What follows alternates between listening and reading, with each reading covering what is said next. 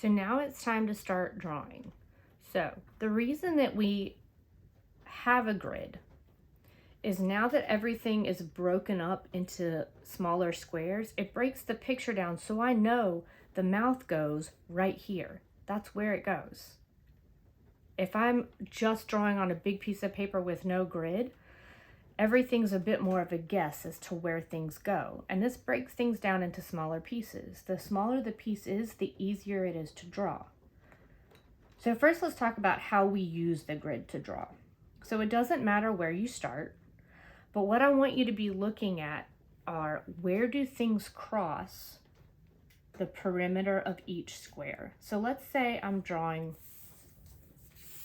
this square right here. I'm looking to see where each individual line crosses the edge of that square.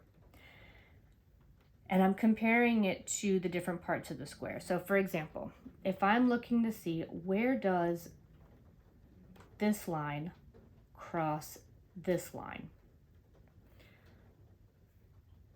So if this is the halfway mark, I'm looking, this looks like it crosses right about here. So I'm going to make a little mark there. Now, I think this is part of the thumb. It looks like it's crossing right about here. So I'm going to make a mark there. There's not much going around here. When I come down to here, I can see part of this finger crossing right here. If I make a halfway mark, this is close to a fourth. So that's halfway. Fourth is probably right here. So this is a little lower than a fourth. So if this is halfway and this is a fourth, that finger's crossing right about here. And then I'm gonna look, this is crossing this square, the very bottom. So if I were to cut off the edge of the paper, I'd just be going down to the edge of the paper. It looks like it crosses right about here. So now that I've got all of these marks made, I'm looking to see what do these lines do within the square. This looks like it goes down. And I'm using a 2B pencil. This really doesn't matter. If you can control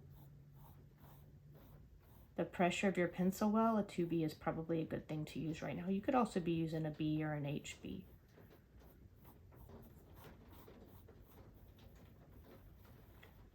So now I've got that line in there. Let's see what's happening over here. This looks like it comes out. I'm looking at this line right here. It comes out, and then there's like a little bit of a line there.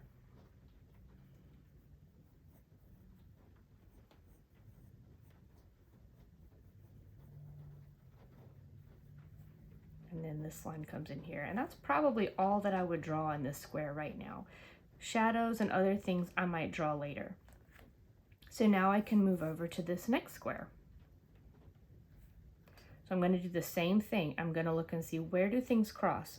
So if this is the middle, and if this is the middle, it's like that cup is crossing right about here.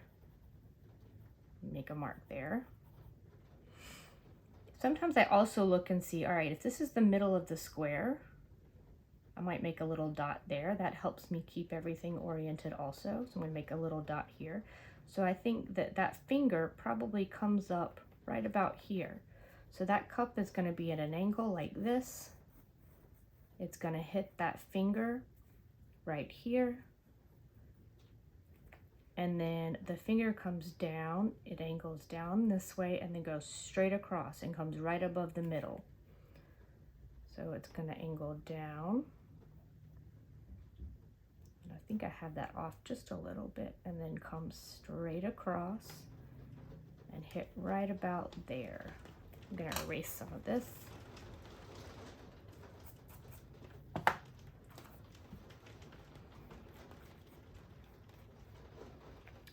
And then I've got this line already in here. It's right here. So where is this? If I look at the middle, it's to the right of the middle. This space is bigger than this space. So here's the middle, to the right of the middle. This space is bigger than this space. So I'm going to say that the edge of that finger is right here. So this is angled up a little bit. It curves around. And normally I'm thinking, oh my gosh, this finger is huge. That's not right. Trust the grid. You gotta trust the grid. It's weird to draw this big. Most of us don't usually draw this big. So when we do, it just feels like everything is huge. So I'm thinking, oh my gosh, I can't possibly have drawn that finger right. It's huge. Trust the grid. And I'm gonna be saying that in class over and over again. Nope, that's not right. Too small. Trust the grid. Go back. That's where I think that nail is. All right. So if this is the middle of that square, I'm looking to see where does this finger cross between here and here. So there's the middle. I think that finger probably crosses right about here. I can't see what's happening in there. There's probably a line, but I'm not going to draw because I can't see it. All I see is this line, which I think is right about here. And it comes up. Kind of gives me a little bit of a finger wrinkle there. And then this comes up, and that's where I've got that mark intersecting right here. It intersects that square. I see a little bit of a thumbnail on this, or a fingernail on this side, but not much. Maybe it's a little lower. And then the rest of the finger kind of crosses over the corner, and that's all I see there. I don't see anything happening here. It looks funny right now because it's all empty, but later when I shade that, it'll look better. I do see a little bit of a shape here, so I am going to draw that.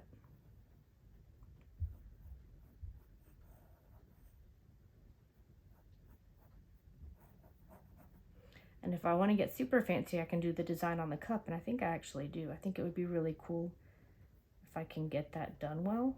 I think it'll be a nice detail in the drawing.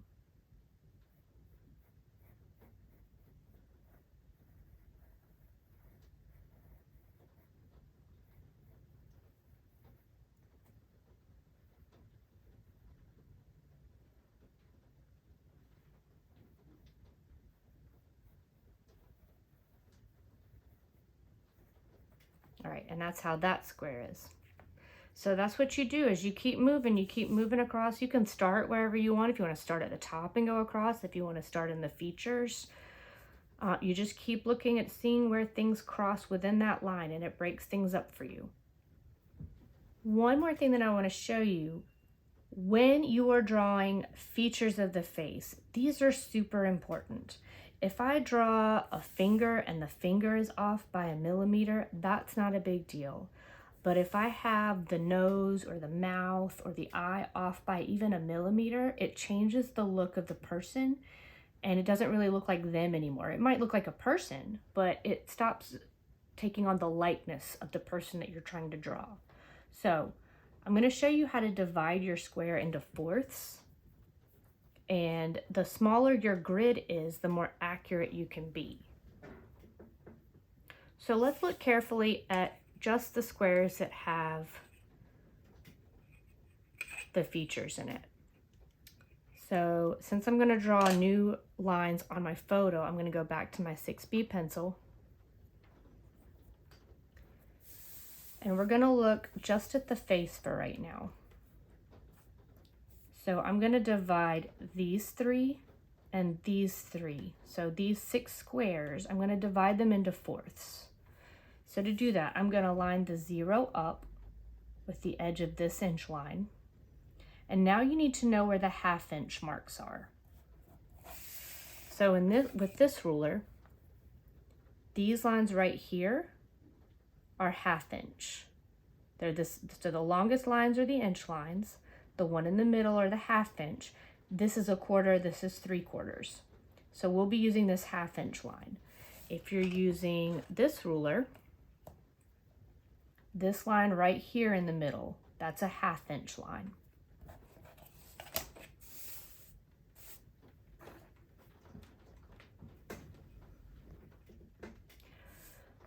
So I'm going to line up this 0 with this inch line right here, and I'm going to make a mark right above this 1/2 inch mark. The smaller this grid gets, the more accurate we have to be. So you probably want to make sure your pencil is sharpened so that you can really control where you're making that mark.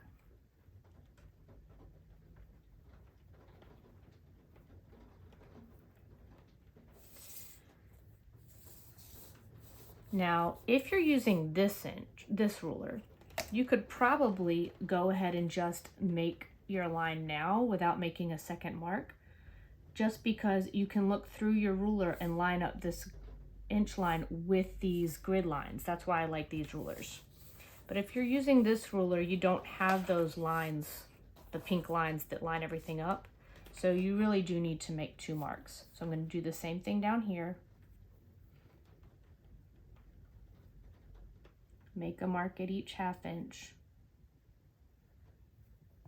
and connect those.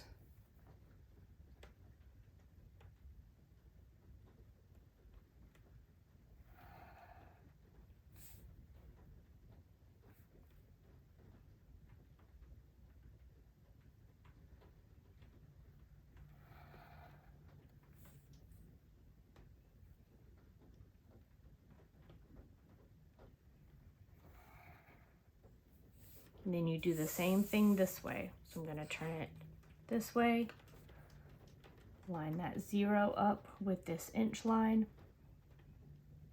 make a mark at the 1/2 inch,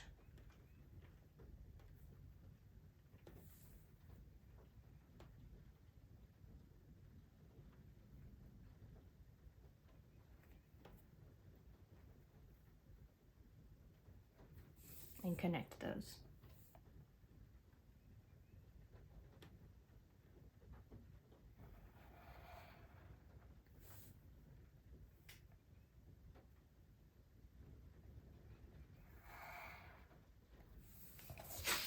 So now I've got a smaller section that's gridded here. I need to do the same thing to my bigger paper. So I'm going to switch pencils, use the 2B pencil, and I'm going to make sure I've got the same 6 squares. I'm going to line the 0 up, and now I'm making a mark at every inch because we skipped the odd numbers before.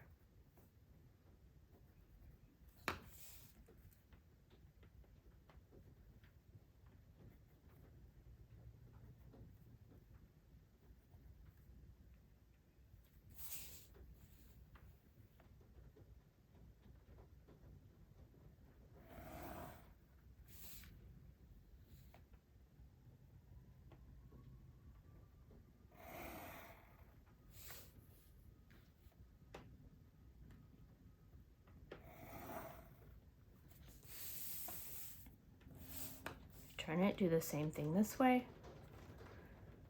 And you may not have the same 6 squares. It really depends on, you decide how many squares that you need to divide into fourths. It may only be 2 or 3, or it may be more. It depends on how large your face is.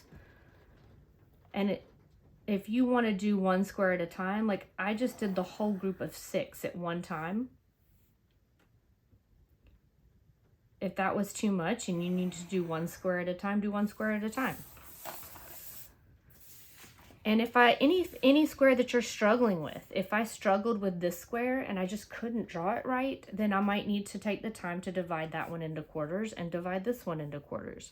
So you decide which squares are you struggling with and which ones that you need to break up. So now I can look at each of these squares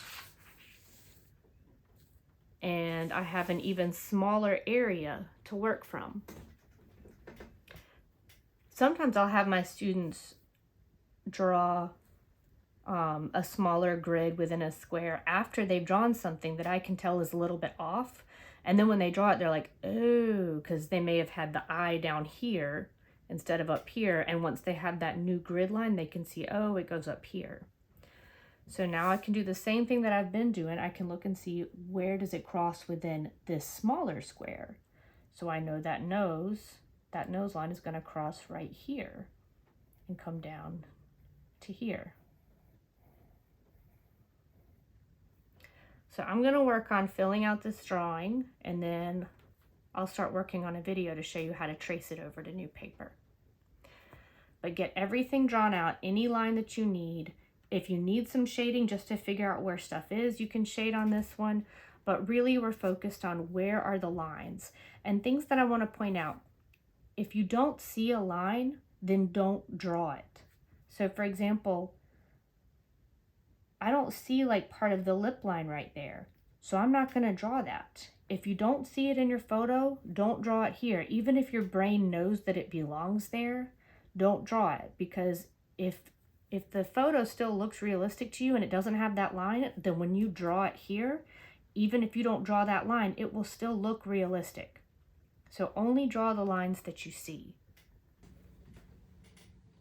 So things to think about when you are completing the line drawing part. You don't need every single detail. So you want to add the details that you think would be helpful to add while you have the grid, and other things that you can add later. Other things to know, when you have things going on like foreshortening, like this area right here, some things just aren't going to look right until they're shaded. So be aware of that too. Same thing with teeth.